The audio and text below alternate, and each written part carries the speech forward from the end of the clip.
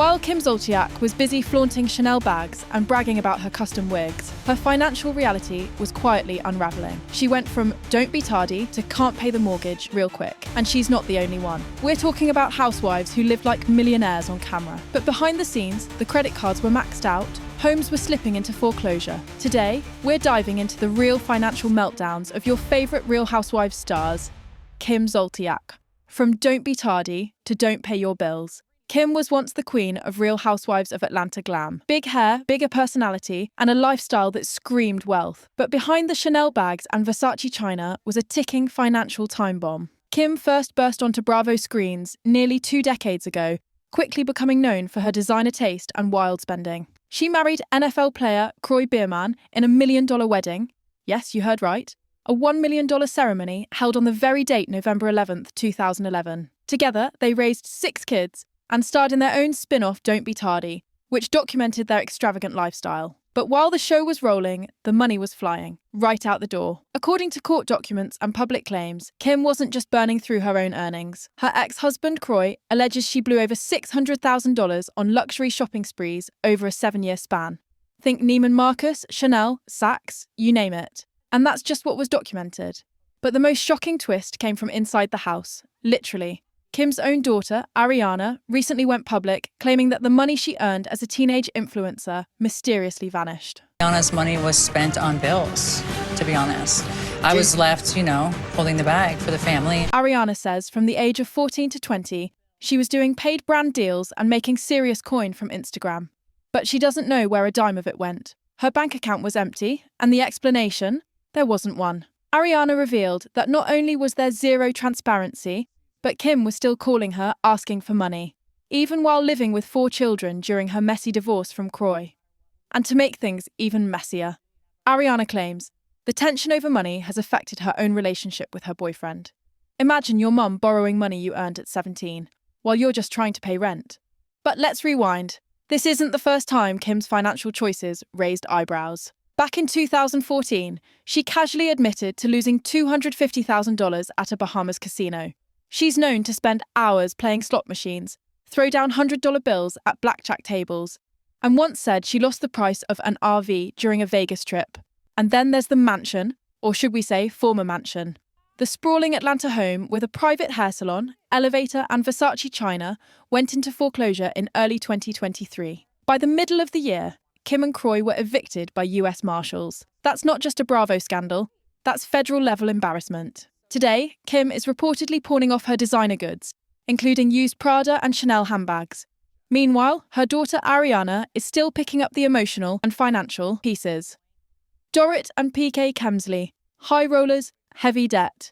If you've ever watched The Real Housewives of Beverly Hills, you know DORIT KEMSLEY is all about the fashion, the glam and the luxury. But while she was flaunting designer head to toe and redecorating her mansion for the gram, her husband PK was allegedly dodging debts like they were paparazzi. Let's talk about how this jet-set couple found themselves in lawsuits, casino debts, and nearly asset seizures. It all started with a swimwear line. Back in 2018, DORIT and PK were hit with a lawsuit by a former business partner who claimed he loaned them $205,000 to fund the project. The money was allegedly never paid back. But that was just the surface. That same year, court documents revealed something much deeper and way more dramatic. The Bellagio Hotel and Casino in Las Vegas came forward, claiming PK owed them a staggering $3.6 million from a high-roller credit line, also known as a casino marker. Apparently, he made a few big payments. We're talking $875,000 chunks, but then tried to wave it all away by claiming that his UK bankruptcy filing had erased the debt. The problem? Bellagio said they were never notified that their claim was part of that bankruptcy. By 2018, the hotel was back in court, demanding payment. PK had already paid $575,000, but with interest piling up, he still owed over $2 million. He made a new promise to pay it all by June 2018, but allegedly ghosted them after May. By February 2019, the Bellagio was done playing games. They told the court that PK still owed $1.7 million, and they were ready to seize his assets if he didn't cough it up. But wait, the casino drama wasn't even the final act. Also, in 2019, a man named Nikos Kursis sued PK over a $1.2 million loan that dated all the way back to 2013. PK once again tried to play the bankruptcy card, saying the debt was wiped clean in his UK filing. But Kersey's wasn't listed as a creditor in that bankruptcy. That technicality, it opened the floodgates. A judge ruled in Kersey's favour. He could now legally go after PK's assets. And when he started the process, PK reportedly scrambled and paid $250,000, which barely made a dent, allegedly just covering interest alone. And here's the kicker. The judge warned that if PK didn't formally challenge the judgment, his properties and valuables could be seized to settle the score. So while Dorit was busy launching new fashion collabs and giving glam tours of their Palm Springs-style mansion, her household was quietly surrounded by millions in lawsuits, unpaid debts, and court threats. Dana Wilkkey. Remember Dana Wilkkey from the Real Housewives of Beverly Hills? The woman who proudly flaunted her infamous $25,000 sunglasses like they were a personality trait. Those beautiful glasses. They were $25,000. They're unbelievable. They're like 4 carats of diamonds, and then they're gold python, and they're made of gold. Okay, I'm loving the sunglasses. Did you know? 25,000. That's right. Well, it turns out she had more going on behind the scenes than party planning and over-the-top fashion statements. Dana wasn't just throwing parties. She was allegedly helping run a 6-year-long scheme that defrauded one of the largest healthcare providers in the country. And the FBI, they were watching. In June 2014, Dana was arrested and indicted by a federal grand jury in California on multiple charges. Conspiracy to commit wire fraud, aiding and abetting, and making false statements to government agents. That's a mouthful, and a prison sentence waiting to happen. So what actually happened? According to federal documents, Dana, who branded herself as a successful entrepreneur, used her company, Adwill Agency, to set up a fraudulent marketing contract with Blue Shield, a major healthcare insurer. One of her co-conspirators, a longtime Blue Shield employee named Skylar Phoenix, who also happened to be in a domestic partnership with another key player in the scam, Lissa Phoenix. Here's how deep it went. The trio created fake employee records, false time cards, and shell corporations to move money around without raising flags. Dana allegedly cut 87 illegal checks, totaling $360,000 in kickbacks to Skylar, Lissa and their fake company, Rodeo Pink. All this took place between 2004 and 2012. Yes, 8 years of cooking the books behind the scenes. And it gets worse. The FBI claims Lissa was paid for work she never did, and both Skylar and Lissa later lied to federal agents during the investigation. That alone could tack on additional jail time. The grand total of the fraud, around $500,000. If convicted, Dana faces up to 20 years in prison per count, a $250,000 fine, or double the financial damage, plus mandatory restitution and supervised release. Meanwhile, Skylar and Lissa were hit with similar charges and additional penalties for lying to the feds. But while most people would be laying low before a federal hearing, she was tweeting about going to Disney World. Woot woot! She wrote to her 45,000 followers, like she didn't just get out on $250,000 bond. ROBYN DIXON. Before the Real Housewives of Potomac gave her a platform and a Bravo paycheck, ROBYN DIXON was quietly drowning in debt.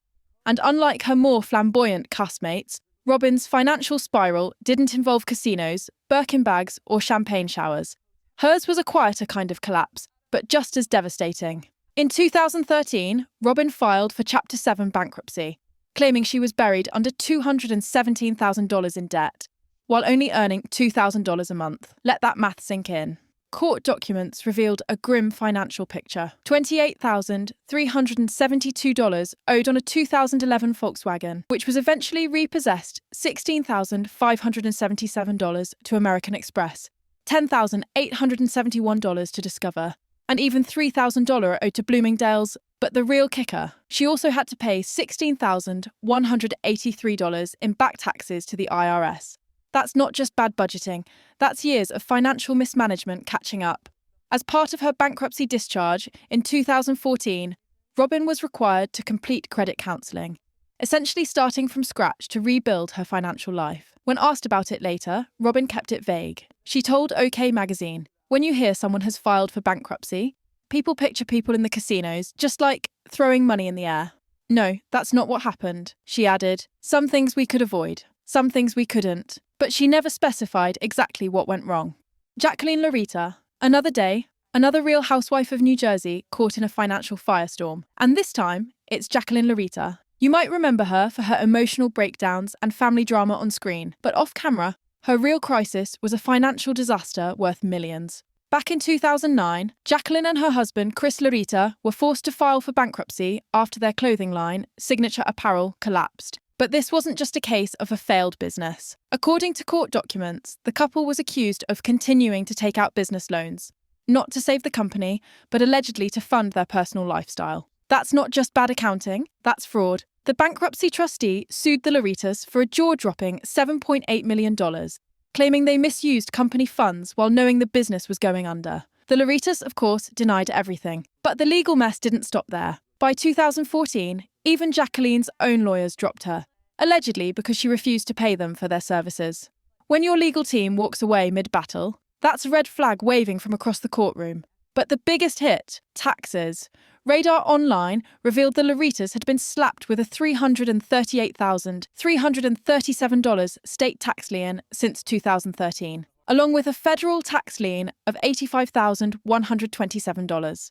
And while they did manage to pay off some older debts, including liens of $9,851 and $78,857, the total bill kept climbing. From business bankruptcy to tax liens and unpaid attorneys, Jacqueline's financial saga is the kind of off-screen drama even Bravo couldn't script. Peggy Tannis. You may not remember Real Housewives of Orange County alum Peggy Tannis, and that's fair.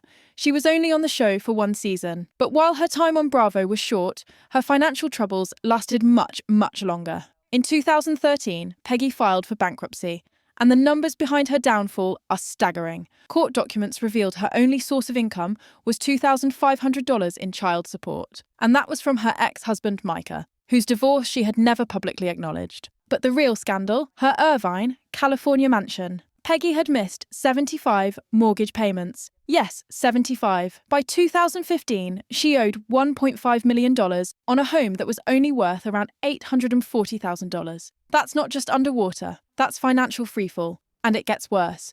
She also owed $300,000 on a second mortgage from another bank. With foreclosure looming, Peggy filed for bankruptcy just 3 days before the home was set to hit the auction block. But bankruptcy didn't save her. In 2015, her mortgage lender asked the court to lift the bankruptcy protection, arguing she had no equity left in the property, making it clear they wanted out of the deal and their money back.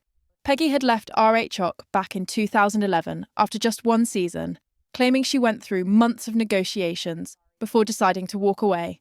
But behind the scenes, she was already on the edge, financially drained, legally cornered, and facing the loss of her home. Lisa Wu, former star of Real Housewives of Atlanta, once lived large with her then-husband, Ed Hartwell, in a stunning mansion, purchased for a hefty $2.9 million back in 2007. But luxury living came with a steep price, and the financial fallout was brutal. When the housing market tanked, their dream home's value plummeted by $1 million.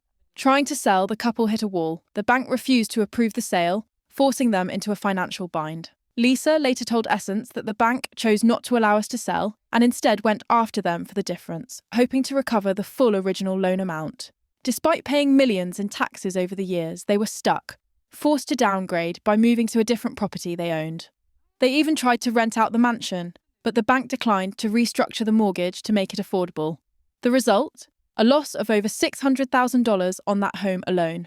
The strain of these financial pressures coincided with their eventual divorce, marking a painful chapter in Lisa's post-Housewives life. Melissa and Joe Gorger, the Gorgers of Real Housewives of New Jersey, seem to never catch a break. When they're not caught up in family drama, they're in court, facing lawsuits that could cost them millions. Enter Blanca Hernandez, who claims she was permanently injured at a property owned and maintained by Joe and Melissa's company, Gorger Enterprises. According to her lawsuit, the incident happened on January 27, 2021, at 10 Cortlandt Street, New Jersey, a location under their watch. Blanca alleges the property was dangerously neglected, leading to severe, lasting injuries that caused great pain and suffering, extensive medical bills, emotional trauma, and lost wages. She's now demanding a hefty $1.4 million to cover damages. But the Gorgers aren't taking this lying down. Their legal team denies all allegations, arguing that any damages were caused by persons not a party to this action, and that Joe and Melissa had no control over the circumstances that led to Blanca's injuries. They maintain that the couple and their business aren't liable. Sounds like a classic legal standoff, but here's the twist. Blanca claims Gorga Enterprises never officially responded to her lawsuit. So she asked the court to grant a default judgment against them. Basically, a ruling in her favour because the defendants failed to defend themselves. Melissa and Joe finally got lawyers from McDonald and Herforth to represent them, and a hearing has been set to challenge the default judgment request. And if this wild ride through Housewives financial drama has you hooked, you have to check out the first video we did on this topic. From bounced checks to foreclosed mansions, it's packed with even more shocking money meltdowns from your favourite reality stars like NeNe Leakes, Lynn Curtin, Teresa Giudice, and others. Watch it here.